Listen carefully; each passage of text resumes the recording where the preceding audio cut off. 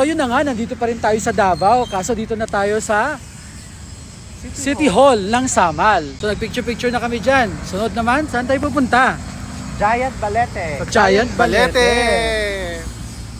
At ayun na nga, nandito na tayo sa Balete Park. Kitang-kita mo naman yung background. Makikita mo kung gaano kalaki ang Balete. O, diba? Ayan. So dito, magpipicture-picture na lang muna kami. Getting closer dito sa Balete. Mas malapit. Grabe, oh. Laki-laki, oh. Oh. Oh. At ngayon, kabababa lang natin dito sa ating sasakyan. Dito na tayo ngayon sa Bluebird View. Ayan, Bluebird daw ang tawag dito. Tingnan mo naman, napakaganda pala dito. Makikita mo yung maliliit na islands nandun. Ayan, oh. Ganda. Oh, ganda ng view. Tapos pwede ka mag-picnic sa mga table-table dito. Sir, kay Don Salmeto daw yun.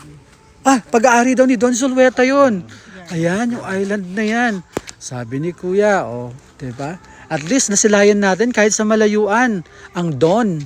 So yun na nga, habang tumitingin kami sa magandang view, ito nagpipiknik naman tayo. Ayan, bili-bili lang ng mga makakain dito. Merong tindahan na pwedeng pagbilan doon, no? Of course, meron tayong pakikiam with ketchup. Ikaw, nasarapan ka ba sa kiki mo? Ayan, sige, mabasa sa dyan, sir.